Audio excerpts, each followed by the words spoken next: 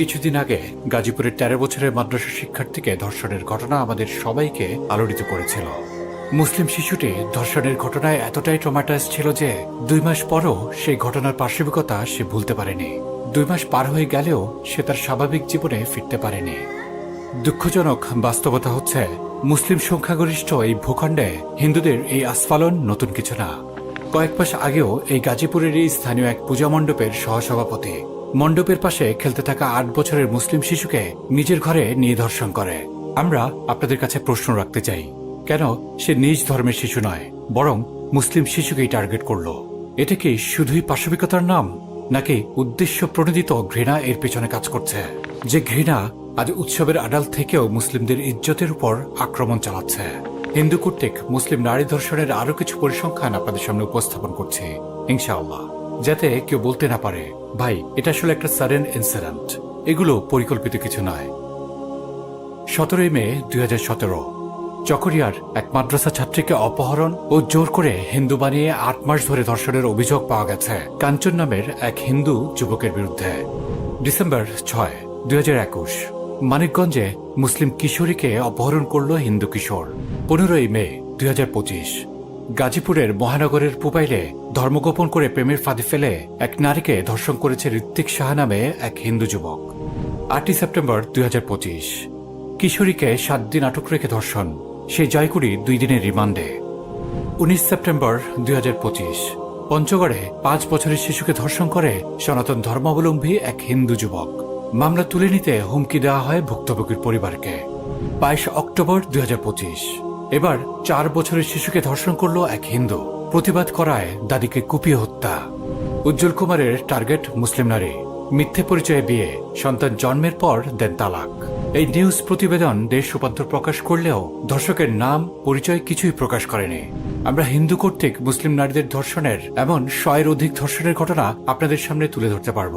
এই ইস্যুগুলো পার্শ্ববর্তী হিন্দু রাষ্ট্রের না, এই ঘটনাগুলো আমাদেরই দেশের, আমাদেরই মুসলিম রাষ্ট্রের, যেখানে হিন্দু ধর্মাবলম্বীদের সংখ্যা মোট জনসংখ্যার মাত্র ৭%। তারা এই দুঃসাহসটা আমাদের মুসলিম সংখ্যাগরিষ্ঠ রাষ্ট্রে বসেও দেখাতে পারছে। এর পিছনের কারণ কি? ১. Sudden rape is not at all sudden. সাধারণভাবে আমরা মনে করি রেপ একটি অপরাধ, কিন্তু বর্তমান বিশ্বে, বিশেষ করে ইসলামোফোবিক বিশ্বে, রেপের একটি সুনির্দিষ্ট ধর্মীয় এবং রাজনৈতিক লক্ষ্য উদ্দেশ্য আছে।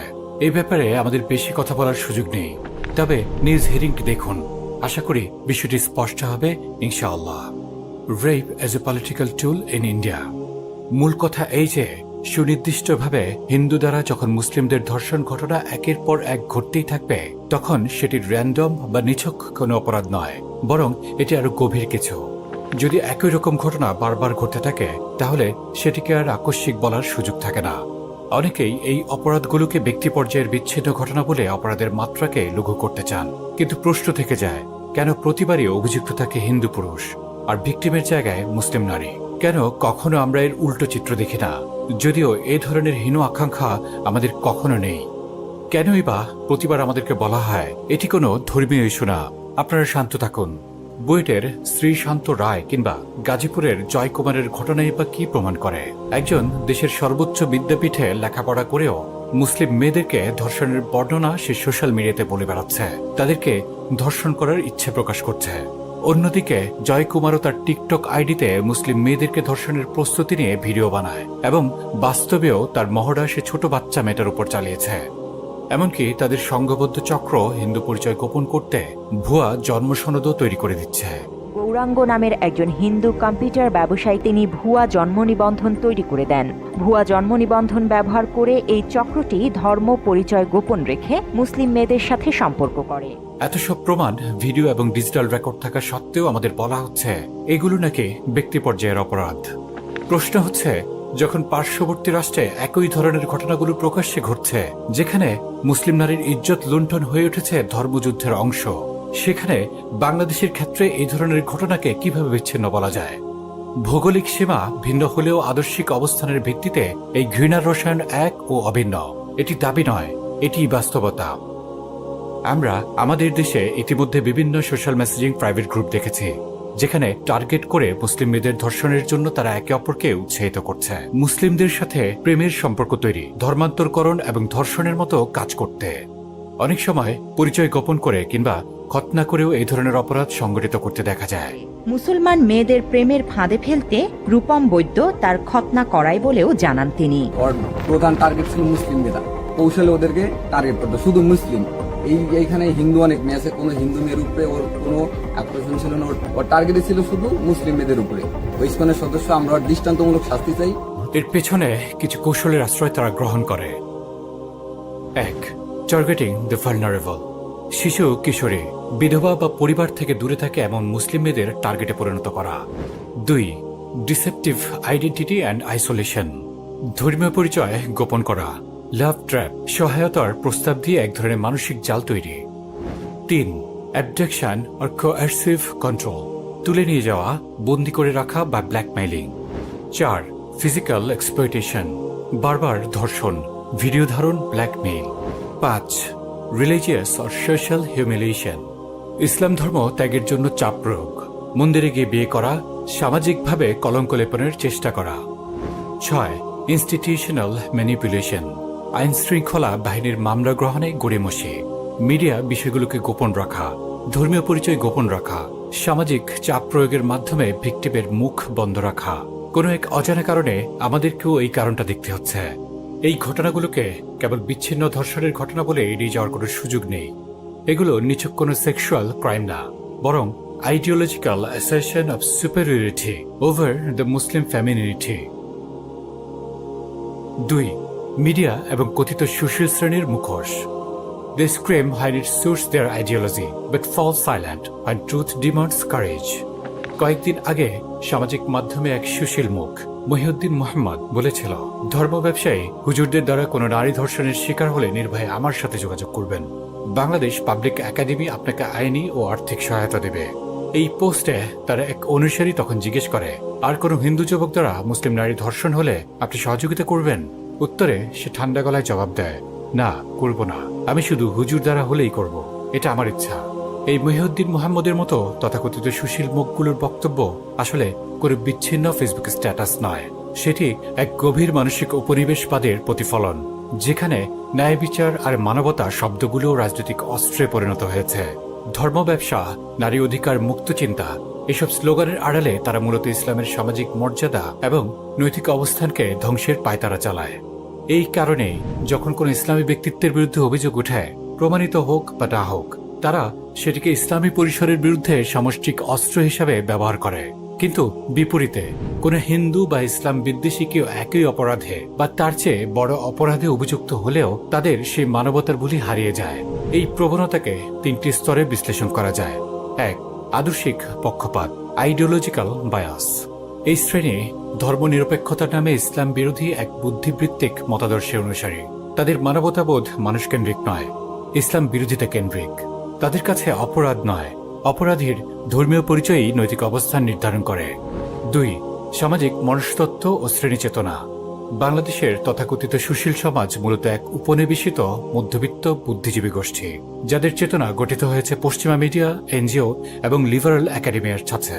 তাদের দৃষ্টিতে প্রগতি মানে ইসলাম থেকে দূরে সরে যাওয়া, আর মুক্তি মানে ধর্মীয় মূল্যবোধগুলোকে ভেঙে ফেলা।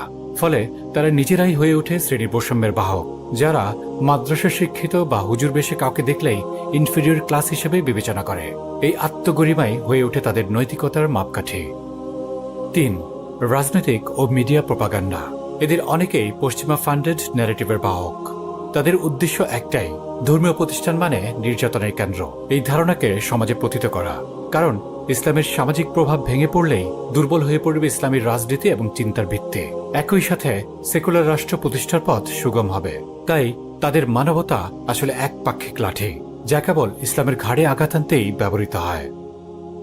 সুশীলদের পাশাপাশি মিডিয়াকেও একই ধরনের মুখোশ পরে থাকতে দেখা যায়। আমরা এমন একটি রাষ্ট্রীয় কাঠামোয় বাস করছি যেখানে ধর্ষণ শব্দটির ওজন নির্ধারিত হয় ধর্ষকের ধর্মীয় পরিচয়ে। শুধু ধর্ষণ না, প্রতিটি অপরাধের জন্যই এই ক্রাইটেরিয়াই সেট করে দেওয়া।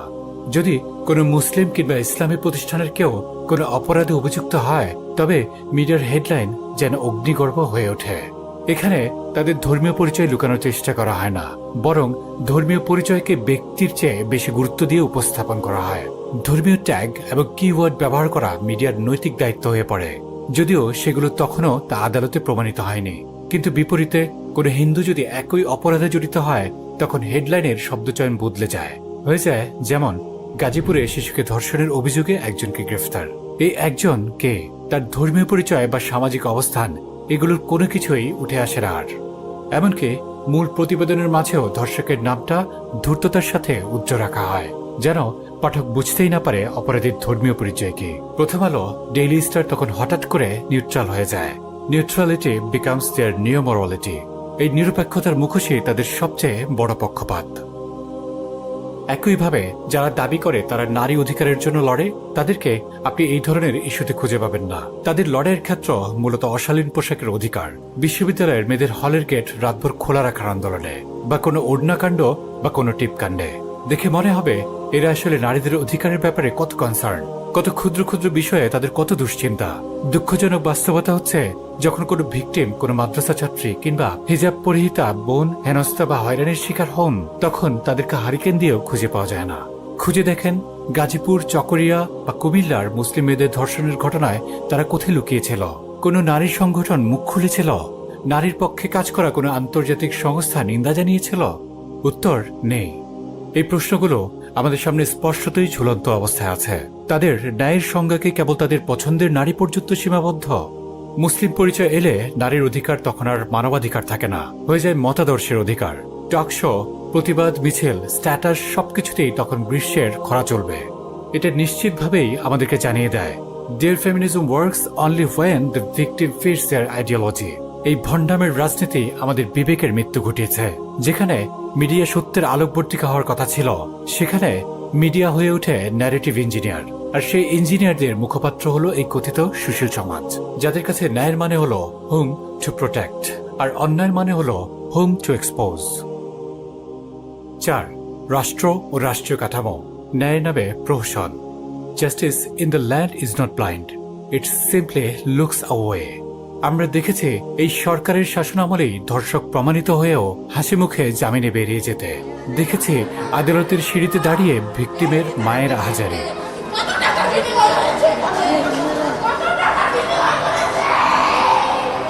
আমার সন্তানের নিরাপত্তা কে নেবে?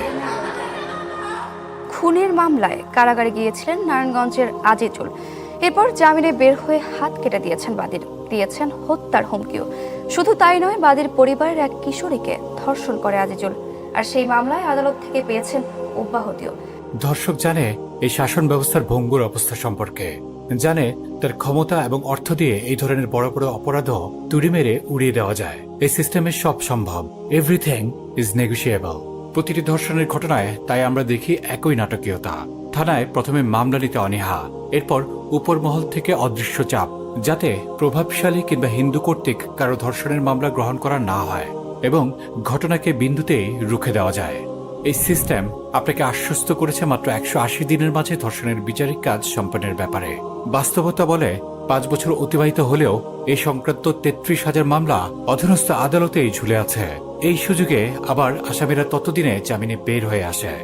আমরা দেখছি 2.5 মাস কেটে গেলেও গাজীপুরের মাদ্রাসা ছাত্রটি এই ভয়াবহতার ট্রমা থেকে বের হতে পারেনি। কিন্তু পুলিশ এবং প্রশাসনের দায়িত্ব হয়ে পড়েছে এই ভয়াবহতাকে প্রেম ঘটিত তুচ্ছ ঘটনা বলে নর্মালাইজ করার। এটিকে তারা নিয়েছে রাষ্ট্রের ইমেজ ম্যানেজমেন্টের অংশ হিসাবে।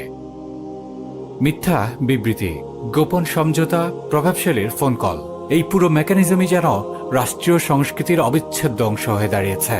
অন্যদিকে আমরা দেখেছি যখন এই ধরনের হীন কর্মকাণ্ডের গুমর ফাঁস হয়ে যায়, জনতার মাঝে ক্ষোভ দেখা দেয়, তখন প্রশাসনের রক্ষাকর্তা হিসেবে আবির্ভাব ঘটে। তারা অপরাধীদের সেফ এক্সিট দিয়ে বের করে নিয়ে যায়।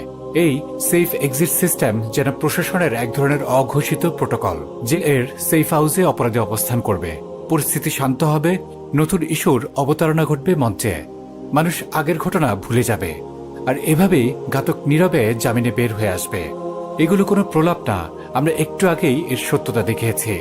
এখন আপনাদের কাছে প্রশ্ন, এই সিস্টেম কাকে রক্ষা করছে, ভিকটিমকে নাকি ধর্ষককে? এই সিস্টেমের সবচেয়ে ভয়ঙ্কর দিক হচ্ছে এটি অপরাধীকে আরো প্রবলভাবে আত্মবিশ্বাসী করে তুলছে। তারা জেনে যাচ্ছে justice delayed means justice cancelled. বছর কেটে যাবে, তদন্তের নামে সময় ক্ষেপণ হবে, ইস্যু পুরনো হয়ে যাবে, আর মানুষও ঘটনা ভুলে যাবে যেন কিছুই হয়নি। কিন্তু ভিকটিমের আহাজারি আর ক্ষত ঠিকই অক্ষত রয়ে যায়। এই বিচারিক দীর্ঘসূত্রিতা কোনো প্রশাসনিক দুর্বলতা না, এটা এক ধরনের সিস্টেম্যাটিক কমপ্লিসিটি। রাষ্ট্র এখানে কেবল দর্শক নয়, সে নিজেই অপরাধের অংশীদার। কারণ তার দায়িত্ব ছিল ন্যায় বিচার নিশ্চিত করা। সেই দায়িত্ব পালনে যখন সে ব্যর্থ হয়, তখন তাকে ন্যায়ের মঞ্চে নয়, অন্যায়ের কাঠগড়ে দাঁড়াতে হবে। সে আইন আর আদালত দিয়ে আমরা কি করব, যে আমাদের কোনো কাজেই আসে না, বরং মামলার এই দীর্ঘসূত্রিতা কত পরিবারকে ধ্বংস করে দিচ্ছে তার কোনো ইয়ত্তা নেই। 5. সাহসের উৎস। তারা কেন এত দুঃসাহস দেখায়? When silence becomes a habit, oppression becomes a culture. তারা কেন এত দুঃসাহস দেখায়? কেন তারা একের পর এক মুসলিম মেয়েদের লাঞ্ছিত করার পরেও ভয় পায় না, ধারাবাহিকভাবেই আবার অপরাধ করার শক্তি পায়? এর উত্তর কেবল অপরাধের হিংস্রতার মাঝে লুকিয়ে নেই। আমাদের নীরবতাও এর অনেক বড় একটি কারণ। আমরা নিজেদেরকে ইসলামের সৈনিক বলে দাবি করলেও বাস্তবে আমাদের ধর্মীয় চেতনা দলীয় পতাকার নিচে বন্দী। আর আমাদের মাঝে ভয়ের বীজ এমনভাবে রোপিত, নিজেকে বাঁচানোই হয়ে গেছে সবচেয়ে বড় নীতি। আমরা রাজনৈতিক ব্যানারে বিভক্ত, মতাদর্শে ছিন্ন ভিন্ন। এক উম্মার ধারণা যেন কালের গর্ভে হারিয়ে গেছে। They dare because we no longer care. যখন কোনো মুসলিম বোন হিন্দুত্ববাদীদের হিংস্রতার শিকার হয়, একটা ফেসবুক স্ট্যাটাসে আমাদের দায়িত্ব শেষ মনে করি। কিছু গরম শব্দ চয়নের পর নীরবতা আমাদের সঙ্গী হয়ে যায়। আমাদের প্রতিবাদ সীমাবদ্ধ হয়ে গেছে ছোট্ট স্ক্রিনের মাঝে, তীব্রতা হারিয়ে গেছে রিয়েকশনের মাঝে। গেছে আমাদের চেতনা এতটাই ভূতা হয়ে গেছে, আমরা কোনো ভিকটিম মুসলিম নারীকে নিজের বোন, মেয়ে বা মা হিসেবে কল্পনা করতে পারি না। আমাদের ধর্মীয় দায়িত্ব সংকুচিত হয়ে গেছে নামাজ, রোজা, মসজিদ, মাদ্রাসার দেওয়ালের ভেতর। কিন্তু অন্যায়ের বিরুদ্ধে অবস্থান নেওয়ার ব্যাপারে আমরা উদাসীন হয়ে পড়েছে। আল্লাহ তাআলা একটি জনপদকে বাসিন্দা সহ উল্টিয়ে দেওয়ার আদেশ করেছিলেন হযরত জিবরিল আলাইহিস সালামকে। তখন জিবরিল আলাইহি ওয়াসাল্লাম বলেন, হে আল্লাহ, জনপদে তো আপনার অমুক বান্দা রয়েছে যে এক মুহূর্তের জন্য আপনার নফরমানিতে লিপ্ত হয়নি। আল্লাহ তাআলা জবাবে বলেন, তাকে সহ তাদের সকলের উপর জনপদটিকে উল্টিয়ে দাও, কেননা সে পাপীদের পাপাচার দেখেও আমার সন্তুষ্টির লক্ষ্যে তা এক মুহূর্তের জন্য পরিবর্তন হয়নি। অর্থাৎ সে পাপীদের পাপ এক মুহূর্তের জন্য খারাপ মনে করেনি। এই হাদিস আমাদেরকে স্পষ্ট করে জানিয়ে দিচ্ছে, অন্যায় দেখেও নীরবতা অবলম্বন কোনো মুমিনের বৈশিষ্ট্য হতে পারে না। এমনকি এটি আমাদেরকে দুনিয়া এবং আখিরাতে আল্লাহর পাকড়াও থেকেও মুক্তি দেবে না। আমাদের অনৈক্য বিভেদ আমাদেরকে এক মঞ্চে দাঁড়াতে দিচ্ছে না। এই চরম সত্য আমাদের শত্রুরাও খুব ভালোভাবে উপলব্ধি করতে পেরেছে। তারা বুঝে গেছে there is no collective defense left। যতদিন আমরা নিজেদের দায় না নিতে শিখব, নিজেদের দুর্বলতাকে স্বীকার না করে নেব, যতদিন আত্মসমালোচনার সাহস অর্জন না করব, ততদিন উম্মাহ এক মঞ্চে উপস্থিত হতে পারবে না। ফলে প্রকৃত প্রতিরোধের মাঠও ফাঁকা পড়ে থাকবে। মূলত এই শূন্যতাই তাদের সাহসের উৎস। Yes, they dare, because we forgot how to defend. 6. পথের দিশা। আমাদের করণীয় ও পুনর্জাগরণের আহ্বান। It is time to rise, not with rage, but with responsibility. আমরা আমাদের এই করুণ পরিণতিতে অনেক অস্ত্র ঝরিয়েছি, তবে বাস্তবতা হচ্ছে এই কান্না আর হতাশার গল্প কখনোই আমাদের ভাগ্য বদলাবে না। এটি ইতিহাস সত্যায়ন করে, বরং আমাদের পদক্ষেপ, আমাদের কাজ এই অবস্থান পরিবর্তনে সহায়তা করবে ইনশাআল্লাহ। জাগরণ মানে শুধু রাস্তায় নেমে পড়ার নাম না, বরং নিজের ভেতর ঘুমিয়ে থাকা সত্তাকে জাগিয়ে তোলার নাম। আমাদের এই জাগানোর ক্ষেত্রটা পরিবার থেকেই শুরু হতে হবে। আমাদের সন্তানদের কেবল জাগতিক শিক্ষা দিয়েই যেন আমরা ক্ষান্ত না হই, তাদেরকে অবশ্যই সম্মান, নৈতিকতা এবং প্রতিরোধের শিক্ষাটাও দিতে হবে। আমাদের মাদ্রাসাগুলো যেন কেবল গতানুগতিক দার্সেই সীমাবদ্ধ না হয়ে যায়, বরং তালিবুল ইলমের উম্মার দায়িত্ববোধ সম্পর্কেও জানিয়ে দিতে হবে। মসজিদের মিম্বারগুলো জাগরণের ক্ষেত্র হিসাবে পরিণত হোক। আমাদের সমাজের বাস্তবতায় আমাদের এমন এক প্রজন্মের প্রয়োজন যারা চিন্তার বিপ্লব ঘটাবে। আমাদের প্রতিটি কলম, ডিজিটাল ডিভাইস, প্রতিটি কণ্ঠস্বর হতে পারে আমাদের প্রতিরোধের হাতিয়ার, যদি আমরা সেই আকাঙ্ক্ষা লালন করি। আল্লাহ তাআলা বলেন, নিশ্চয়ই আল্লাহ কোনো কওমের অবস্থা ততক্ষণ পরিবর্তন করেন না যতক্ষণ না তারা নিজেদের অবস্থা পরিবর্তন করে। আয়াতটি আমাদের স্পষ্টভাবে জানিয়ে দিচ্ছে পরিবর্তনের চাবিকাঠি আমাদের হাতে। রাষ্ট্র ব্যর্থ হতে পারে, প্রশাসন বিকল হয়ে যেতে পারে, কিন্তু উম্মাহ উম্মার কখনোই ব্যর্থ হওয়ার সুযোগ নেই। আমাদের মায়েরা, আমাদের বোনেরা, তারা কোনো জাতিগত রাজনৈতিক মুখোশ না, কোনো পরিসংখ্যানের উপাত্ত না। তারা আমাদের মর্যাদার প্রতীক, আমাদের সমাজের নৈতিক ভিত্তি। তাদের ইজ্জত রক্ষার প্রশ্নে নীরবতা অবলম্বন আমাদের নিজেদের কলঙ্কিত করার নামান্তর। মুশরিকদের হাতে আমাদের একজন মুসলিম বোনের সম্মান লুণ্ঠন হলে সেটি তার ব্যক্তিগত দুর্ভাগ্য নয়, এটি আমাদের সামষ্টিক ব্যর্থতা আর অপমানের প্রতিচ্ছবি, আমাদের ইমানের দুর্বলতার প্রতিচ্ছবি। আমাদের নীরবতা তাদের সাহসের উৎস। আমাদের এই বিষয়টি বুঝে এসেছে কি, আমরা যদি অন্যায়ের বিরুদ্ধে অবস্থান না নেই, তবে আমি যে অন্যায়কেই ত্বরান্বিত করছি সেই বিষয়টি কি আমাদের বুঝে এসেছে? যে জাতি অন্যায়ের মুখে নীরব থাকে, ইতিহাসে সেই জাতি কখনো মর্যাদার আসনে টিকে থাকতে পারে না। আজ আমাদের প্রয়োজন সেই মোরাল অ্যাওয়েকেনিং, যা শুধু অশ্রুতে নয়, কর্মে রূপ নেয়, যা শুধুই প্রতিবাদের স্লোগান নয়, বরং সামষ্টিক প্রতিবাদে রূপ নেয়। সময় এসেছে আমাদের ইমানের চেতনাকে ঘুম থেকে জাগিয়ে তোলার। আমাদের প্রতিটি ঘর, প্রতিটি মসজিদ, প্রতিটি মাদ্রাসা, প্রতিটি ক্যাম্পাস হতে হবে অন্যায়ের বিরুদ্ধে এক একটি ফ্রন্টলাইন। আমরা যদি সত্যিই উম্মার মর্যাদায় বিশ্বাস করি, তবে আমাদের এই নীরবতা আর চলবে না। আমাদের কলম হতে হবে ঢাল, আমাদের কণ্ঠ হতে হবে প্রতিরোধের সুর, আমাদের হৃদয় হতে হবে ইমানের আগুনে দীপ্ত। ইতিহাস সাক্ষ্যে যে জাতি আল্লাহর পথে দাঁড়ায়, আল্লাহ স্বয়ং তার পাশে অবস্থান করেন। তাই আসুন আমরা দাঁড়াই আমাদের বোনদের পাশে, আমাদের উম্মার পাশে, আল্লাহর পথে। এই নীরবতা ভাঙতেই হবে। If not now, when? If not us, who?